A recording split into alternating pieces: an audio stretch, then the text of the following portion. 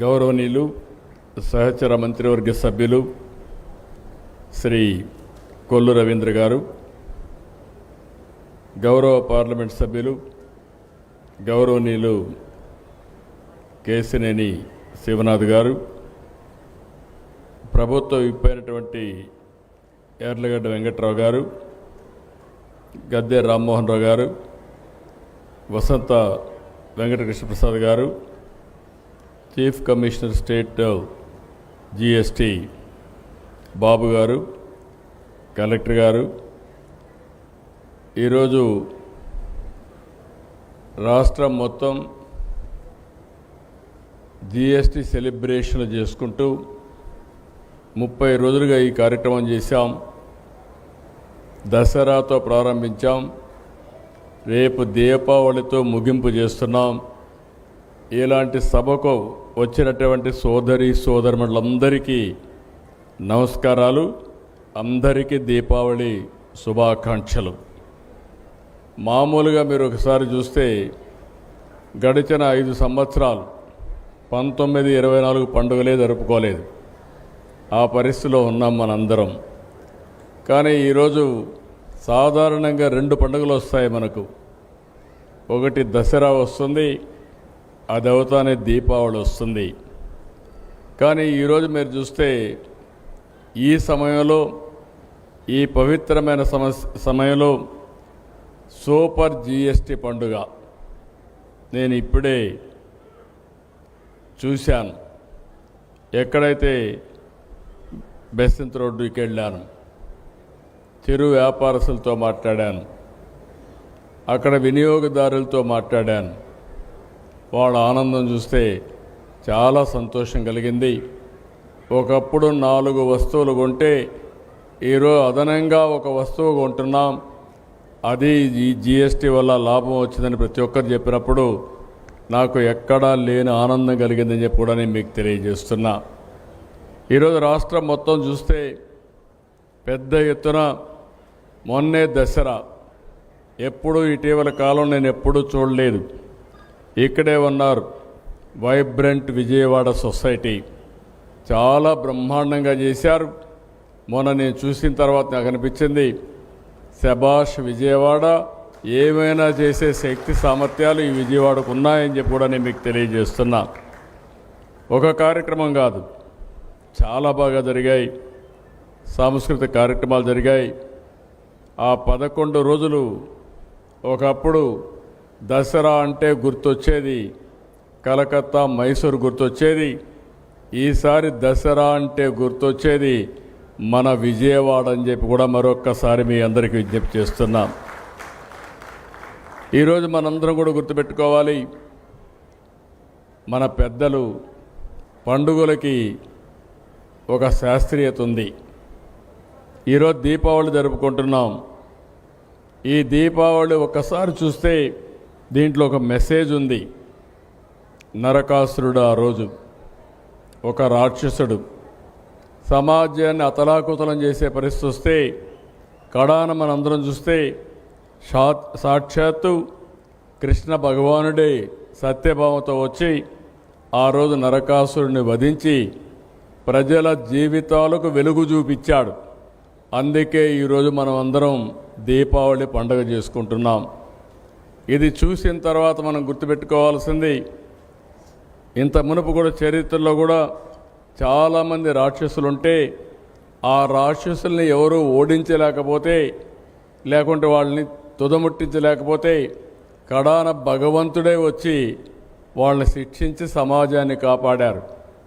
అలాంటి రాక్షసుడే మనం చూస్తే 1924లో ఈ రాష్ట్రాన్ని పట్టి పీడిస్తూ ఉంటే ప్రజలే ముందుకొచ్చి మేము నిమిత్త మాత్రులం, నేను కానీ మా మిత్రులు పవన్ కళ్యాణ్ గారు కానీ బీజేపీ కానీ 3 పార్టీలు కూటమి పెట్టుకొని మేము మీ ముందుకు వస్తే ప్రజలు మీరు స్పందించారు.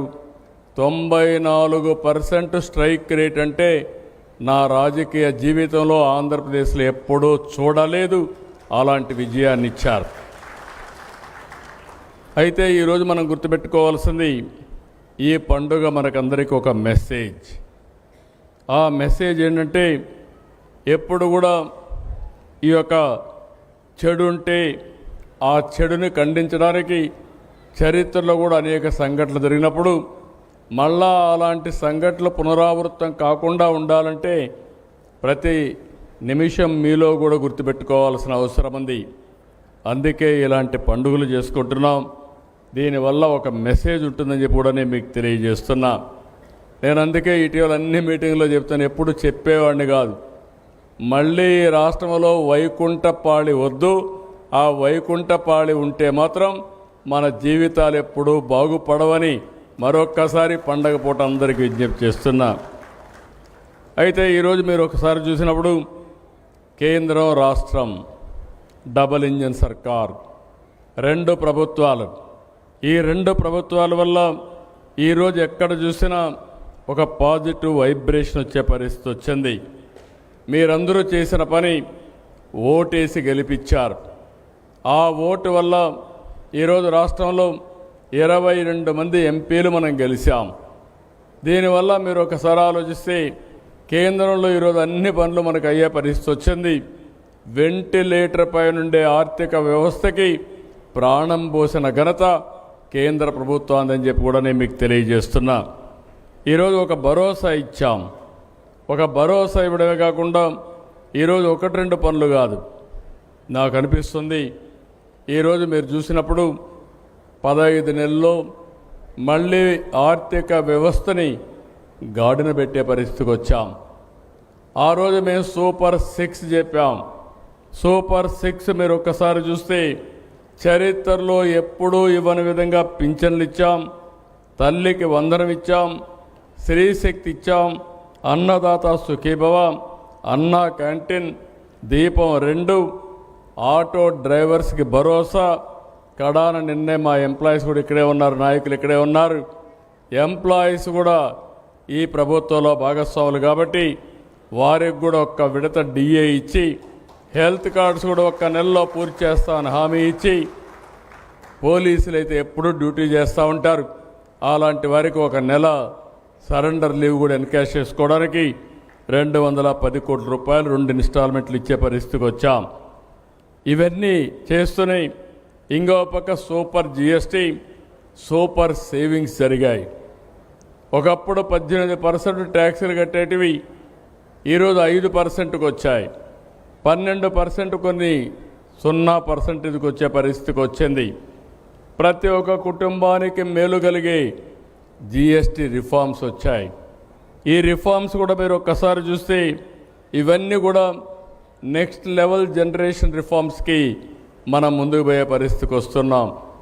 నేను కామన్ మ్యాన్ అడుగుతున్నాను, దీనివల్ల లాభం ఏంటంటే మాకు వెసులుబాటు వచ్చింది, మా జీవన ప్రమాణాలు పెరుగుతున్నాయి.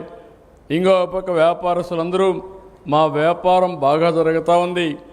ఇంకో పక్కన చూస్తే దీనివల్ల ఇండస్ట్రియలైజేషన్ పెరుగుతుంది, ఉత్పత్తి పెరుగుతుంది, ఉపాధి అవకాశాలు మెరుగుపడతాయని ప్రతి ఒక్కరూ చెప్పే పరిస్థితికి వచ్చారు. ఈరోజు ఒక జిఎస్టీ వల్ల దగ్గర 15,000 రూపాయలు సంవత్సరానికి ప్రతి ఒక్క కుటుంబానికి ఆదా అయ్యే పరిస్థితి వస్తుంది. నిన్నే మీరు చూశారు, అమరావతి మళ్ళీ ట్రాక్ పెట్టాం. అమరావతి పనులు ప్రారంభమైనాయి. దగ్గర 50,000 నుంచి 60,000 కోట్ల రూపాయలు చేసే పనులు రాబోయే 3 సంవత్సరాల్లో పూర్తి చేసి జాతికి అంకితం చేసే బాధ్యత ఈ ఎన్డీఏ ప్రభుత్వం తీసుకుంటామని మీ అందరికీ హామీ ఇస్తున్నా. ఇంత మునుపు కూడా మీరు చూసినప్పుడు హైదరాబాద్ని సైబరాబాద్ నగరం కట్టాం. దానివల్ల ఈరోజు దేశంలో అత్యధిక తలసరి ఆదాయం వచ్చే రాష్ట్రం తెలంగాణ రాష్ట్రం. ఇంకో పక్క మెరుగైన జీవన ప్రమాణాలు ఉండే ప్రాంతం, మోస్ట్ లివబుల్ సిటీ హైదరాబాద్గా తయారయ్యే పరిస్థితి వచ్చింది. ఆ రోజు నేను చేసిన పని హైటెక్ సిటీ తీసుకొచ్చి ఐటీని ప్రోత్సహించాం. ఈరోజు మళ్ళీ మీరు చూస్తే క్వాంటమ్ కంప్యూటర్ తీసుకొచ్చి ఈ యొక్క అమరావతిలో క్వాంటమ్ వ్యాలీ పెట్టాం. దీంతో ఈరోజు గూగుల్ అయితే ఏఐ హబ్ కింద చరిత్రలో ఎప్పుడూ రానంత పెట్టుబడి $15 బిలియన్ వచ్చిందంటే అది ఈ ప్రభుత్వం పైన ఉండే నమ్మకం, విశ్వాసం. కొంతమందికి అర్థం కాని వ్యక్తులు ఇష్టానుసారంగా మాట్లాడుతున్నారు. అంటే వాళ్ళకి రాజకీయం తప్ప రాజకీయ మూర్ఖత్వం అంటున్నాను నేను. అలాంటి వ్యక్తులు ఎప్పుడు కూడా బాగుపడరు. వాళ్ళు మాట్లాడుతున్నారు. కానీ ఈరోజు ఒకటే చెప్తున్నారు. ఆ రోజు హైటెక్ సిటీ పెట్టి ఐటీని ప్రమోట్ చేస్తే 20 సంవత్సరాల్లో తెలుగు వారు ఎక్కడికి పోయినా హైయెస్ట్ పర్ క్యాపిటల్ ఇన్కమ్ సాధించే పరిస్థితికి వచ్చారు. ఈరోజు ఏఐ వల్ల రాబోయే 10 సంవత్సరాల్లో మీరు ఊహించని అభివృద్ధి ఈ రాష్ట్రంలో జరుగుతుంది. దీనివల్ల ఏం జరుగుతుందో మీరే చూడబోతున్నారని చెప్పి కూడా నేను మీకు తెలియజేస్తున్నా. నా ఆలోచన ఒకటే, ప్రతి ఒక్క ఇంట్లో ఒక ఆంట్రప్రెన్యూర్ ఉండాలి. ఈరోజు ఆంధ్రప్రదేశ్ అంటే ఏ అంటే ఆంధ్ర అని మొదటి అక్షరం మందే ఉంటుంది. రేపు రాబోయే రోజుల్లో ఆంధ్రప్రదేశ్ ఏఐగా మారుతుంది, ఆర్టిఫిషియల్ ఇంటెలిజెన్స్గా మారుతుంది. అంటే మన హ్యూమన్ బ్రెయిన్స్ అన్నీ కూడా ఒక ఇంటెలిజెన్స్ బ్రెయిన్స్గా తయారై ప్రపంచంలో అందరికంటే తెలివైన వాళ్ళు ఉండే స్థానం ఏదంటే దానికి చిరునామాగా ఈ ఆంధ్రప్రదేశ్ రాష్ట్రం ఉంటుంది. దానికి హెడ్ క్వార్టర్గా విశాఖపట్నం ఉంటుందని చెప్పి కూడా నేను మీకు తెలియజేస్తున్నా. ఇలాంటి లాభాలు ఒకరిద్దరికి కాదు, ఇండస్ట్రీ, లేకపోతే స్టూడెంట్స్, లేకపోతే ఫ్యామిలీ, ఇవన్నీ కూడా ప్రతి ఒక్కరు కూడా పెను మార్పులు, అగ్రికల్చర్లో మార్పులు వస్తాయి, హెల్త్లో మార్పులు వస్తాయి. ఇంకో పక్క ఒక సెక్టర్ని కాదు, ఆల్ రౌండ్ అన్ని సెక్టర్లో పెను మార్పులు వస్తాయని చెప్పి కూడా నేను మీకు తెలియజేస్తున్నాను. ఇంకో పక్క మీరు చూస్తే ఈ సెంటర్ వల్ల ఇక్కడి నుంచి ప్రపంచం మొత్తం గూగుల్ ఎక్కడైతే సర్వీసులు ప్రొవైడ్ చేస్తుందో ఆ దేశాలకు ఇక్కడి నుంచి సేవలు అందించే అవకాశం వస్తుంది. ఇక్కడ ఉండే యువత ఏఐ నేర్చుకుని వీళ్లే కాకుండా ఈ ఏఐ ఉపయోగించుకోవాలనుకునే ప్రతి ఒక్కరూ, ఈ డేటా సెంటర్ ఉపయోగించుకోవాలనుకునే ప్రతి ఒక్కరూ ఇక్కడ సంస్థలు పెట్టే పరిస్థితికి వస్తారు. అలాంటి పెను మార్పులకి నాంది పలుకుతుంది. ఇక్కడి నుంచి సబ్సీ ఏదైతే కేబుల్ ఉందో ఇది సింగపూర్ వరకు తీసుకుపోయి ప్రపంచం మొత్తం అనుసంధానం చేస్తారని చెప్పి కూడా నేను మీకు తెలియజేస్తున్నా. పోలవరం కూడా ఘాటున పెట్టాం. మీ అందరూ గుర్తుపెట్టుకోవాల్సిన అవసరం ఉంది. 2027 జూన్కి కానీ డిసెంబర్కి కానీ పోలవరాన్ని పూర్తి చేసి జాతికి అంకితం చేసే బాధ్యత కూడా ఈ ప్రభుత్వం తీసుకుంటాం. ఇలాంటి పనులన్నీ చేస్తున్నాయి.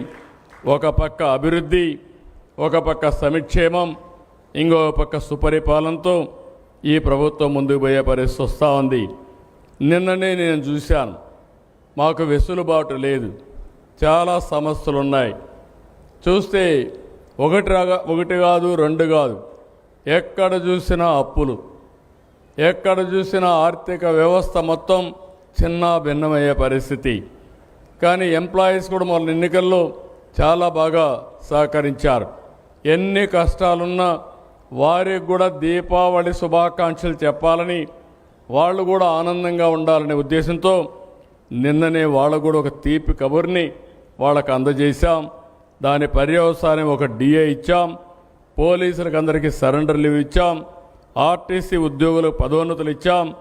ఇంకొక పక్కన గవర్నమెంట్లో పనిచేసే చిన్న చిన్న ఉద్యోగాలు ప్యూననో, అటెండరనో, వాచ్మెననో ఇలాంటి పేర్లు పెడుతున్నారు. అవన్నీ మార్చి గౌరవప్రదంగా సమాజంలో గౌరవం పెరిగే విధంగా ఆ డిసిగ్నేషన్స్ అన్ని మార్పు చేస్తామని చెప్పి కూడా నేను మీ అందరికీ హామీ ఇస్తున్నా. ప్రజలు, ప్రభుత్వం, ఉద్యోగులు అందరూ కలిస్తేనే ఈ రాష్ట్రం భవిష్యత్తు ఉంటుంది. నేను ఎన్నో సందర్భాల్లో చెప్పాను, నా ఆలోచన ఒకటే, హెల్తీ, వెల్తీ, హ్యాపీ సొసైటీ. ప్రతి ఒక్కరికి ఆదాయం రావాలి. ప్రభుత్వం సంక్షేమ కార్యక్రమాలు ఇస్తున్నాం, సూపర్ 6 ఇస్తున్నాం, కేంద్రం రిఫార్మ్స్ తీసుకొస్తూ ఉంది, వాళ్ళు కూడా సంక్షేమ కార్యక్రమాలు ఇస్తున్నారు. ఈ రెండు కలుపుకుంటే ఇంకొక స్టెప్ ముందుకు పోవాలని ఈరోజు జిఎస్టీ రిఫార్మ్స్ తీసుకొచ్చారు. ఇలాంటి రిఫార్మ్స్ ఇంకా చాలా అవసరం ఉంది. ఇవన్నీ కూడా తీసుకొస్తాం. ఇది కాకుండా P4 కూడా తీసుకొచ్చాం. ఇప్పుడే చిన్ని గారు చెప్పారు, ఎంపీ గారు చెప్పారు, ఆయన అభినందిస్తున్నా. విజయవాడలో ఉండేవాళ్ళు ప్రపంచం మొత్తం బ్రహ్మాండంగా రాణిస్తున్నారు. మీతో పుట్టిన వాళ్ళు మీ ఊర్లో ఇంకా పేదరికంలో ఉన్నారు. అలాంటి వారందరికీ అండగా నిలబడే బాధ్యత P4ని ఒక బాధ్యతగా స్వీకరించే బాధ్యత మీరందరూ తీసుకోవాల్సిందిగా మిమ్మల్ని అందరినీ కోరుతున్నా. ఈరోజు దీపావళి పండుగ చాలా హ్యాపీగా జరుపుకుంటున్నాం. ఈ విధంగానే రాబోయే రోజుల్లో 2047కి తెలుగు జాతి ప్రపంచంలోనే అగ్రజాతిగా ఉండాలని, నెంబర్ 1గా ఉండాలనేది నా సంకల్పం. అది తప్పకుండా సాధ్యమవుతుంది. ఈరోజు ఇంకొక పక్కన మీరు చూస్తే ప్రధానమంత్రి నరేంద్ర మోడీ గారు 25 సంవత్సరాలు అంటే 21st సెంచరీలో 25 సంవత్సరాల్లో ముఖ్యమంత్రిగా ప్రధానమంత్రిగా కంటిన్యూ అవుతున్నాడు. ఇంకొక 4 ఏళ్ళు ఉంటాడు, అంటే 30 సంవత్సరాలు. 30 సంవత్సరాల సుదీర్ఘ పాలనలో 11వ స్థానంలో ఉండే ఈ దేశాన్ని 3వ స్థానానికి తీసుకొస్తున్నారు. ప్రపంచంలోనే గౌరవాన్ని పెంచుతున్నారు. ఒక సమర్థవంతమైన నాయకుడిగా ఈ దేశాన్ని ముందుకు తీసుకుపోయే బాధ్యత తీసుకున్నారు. నాకు ఏమాత్రం అనుమానం లేదు, 2047కి ప్రపంచంలోనే నెంబర్ 1 ఆర్థిక వ్యవస్థగా భారతదేశం ఉంటుందని మీ అందరికీ విజ్ఞప్తి చేస్తున్నా. ప్రపంచంలో నెంబర్ 1 ఆర్థిక వ్యవస్థగా ఉంటే నా ఆలోచన అందులో స్వర్ణాంధ్రప్రదేశ్ నెంబర్ 1గా ఉండాలని. స్వర్ణాంధ్రప్రదేశ్ నెంబర్ 1గా ఉంటే మీరు మీ కుటుంబం ఎక్కడుంటారో దీపావళిలో మీరు కూడా ఆలోచించుకోండి. మీరు కూడా ప్రణాళికలు తయారు చేసుకోండి. మీరు కూడా ముందుకు రండి. అందరం కలిసి పండుగలు జరుపుకుంటూ మన వారసత్వాన్ని కాపాడుకుంటూ అదే సమయంలో మనమందరం కూడా ఇంత మునుపంత హార్డ్ వర్క్ చేసేవాళ్ళం. నేను అందుకే పదే చెప్తున్నాను, కష్టపడక్కర్లేదు, స్మార్ట్గా పనిచేస్తే చాలు. ఒక సెల్ ఫోన్ ఉద్యోగస్తులకు కూడా చెప్తున్నా, 6 గంటల పైన మీరు పని చేయొద్దని చెప్తున్నా. ఎప్పుడన్నా వరదలు వచ్చి విపత్తు వస్తే రండి, అప్పుడు పని చేయండి. మిగిలినప్పుడు మీ ఇంటికి వెళ్ళండి, కుటుంబ సభ్యులతో ఉండండి. దానివల్ల మీరు కూడా మళ్ళీ నిద్రలేసి వచ్చి బాగా పనిచేసే అవకాశం వస్తుంది. మీరు కూడా తక్కువ పని చేయండి, ఎఫెక్టివ్గా పనిచేయండి. ఇది సాధ్యం అని చెప్పి వారికి కూడా తెలియజేసుకుంటూ ఈరోజు మళ్ళీ ఒకసారి మీకు అందరికి విజ్ఞప్తి చేస్తున్నా. విజయవాడలో ప్రతి శనివారం ఆదివారం మీరందరూ ఆనందంగా ఉండి మంచి ఈవెంట్లు ఇక్కడ జరుగుతూనే ఉండాలి. మీ కష్టపడి వారం అంతా కష్టపడండి. 2 రోజులు అన్నీ మర్చిపోయి ఆనందంగా ఇంటి దగ్గర ఉండి మీకు నచ్చిన పని చేసి మళ్ళీ మీ ఎనర్జీ ఛార్జ్ చేసుకుని మళ్ళా మండే ముందుకు పోయే పరిస్థితి రావాలి. అలాంటి వాతావరణాన్ని కల్పించడానికి ఈ ప్రభుత్వం ముందుకు వస్తున్నాం. మీరు కూడా గుర్తుపెట్టుకోవాలి. మళ్ళీ చెప్తున్నా, వైకుంఠపాళి మాత్రం వద్దు. వైకుంఠపాళి వస్తే పైకి ఎక్కించడం, మళ్ళా మీరు కిందికి రావడం, మళ్ళా పట్టుకొని పైకి పోవడం, ఇది చాలా సమస్యలు సృష్టించే పరిస్థితి వస్తూ ఉంది. సుస్థిరమైన పాలన, సమర్థవంతమైనటువంటి రాష్ట్రం కోసం దోహదం చేసే పరిస్థితి వస్తుంది.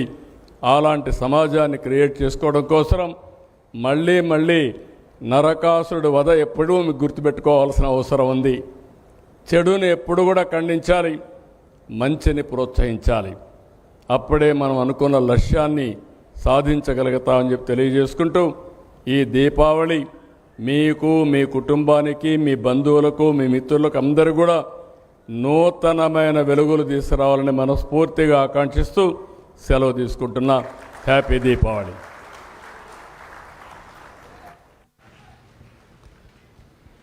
ఈనాటి కార్యక్రమానికి ముఖ్య అతిథిగా విచ్చేసి మన అందరికీ కూడా దీపావళి శుభాకాంక్షలు తెలియజేసి తమ అమూల్యమైనటువంటి సందేశాన్ని అందించినటువంటి ఆంధ్రప్రదేశ్ రాష్ట్ర గౌరవ ముఖ్యమంత్రి వర్యులు గౌరవనీయులు శ్రీ నారా చంద్రబాబు నాయుడు గారికి ఈ సందర్భంగా మరొకసారి మీ అందరి కరతాళ ధ్వనుల మధ్య ప్రత్యేకమైనటువంటి ధన్యవాదములు తెలియజేస్తున్నాం.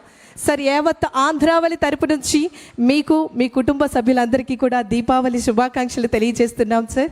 Thank you very much. ఇప్పుడు గౌరవ ముఖ్యమంత్రి వర్యులు గారి చేతుల మీదుగా కొన్ని అవార్డ్స్ను అందించవలసిందిగా వారిని సాదరంగా కోరుతున్నాం. Amaravati shopping festival 2025 super GST super సేవింగ్స్లో భాగంగా 13వ తేదీ నుంచి ఈ రోజుటి వరకు కూడా ఇక్కడ స్టాల్స్ని ఏర్పాటు చేయడం జరిగింది. వివిధ కేటగిరీస్లో అవార్డును ఇప్పుడు అనౌన్స్ చేయడం జరుగుతుంది. దయచేసి గమనించి అవార్డీస్ని వేదిక మీదకి రావాల్సిందిగా కోరుతున్నాం. ముందుగా బెస్ట్ స్పాన్సర్ అవార్డుని అందుకోవాల్సిందిగా ఇన్వైట్ చేస్తున్నాము. Stall number 35. Heartiest welcome on to the stage Ramco cements నుంచి శ్రీనివాస వర్మ గారు వేదిక మీదకి విచ్చేసి ఉన్నారు. మీ అందరి కరతాళ ధ్వనుల మధ్య వారికి ప్రత్యేకమైనటువంటి ధన్యవాదాలు తెలియజేస్తూ హార్టియెస్ట్ కంగ్రాచులేషన్స్. మోస్ట్ సేల్స్ చేసినటువంటి స్టాల్ నెంబర్ 46 హార్టియెస్ట్ కంగ్రాచులేషన్స్ రమా క్లాత్ స్టోర్. రిక్వెస్ట్ రాము గారిని వేదిక మీదకి రావాల్సిందిగా కోరుతూ ఇన్వైట్ చేస్తున్నాం. Heartiest congratulations. Once again, give him a big round of applause, dear ladies and gentlemen. Next popular స్టాల్గా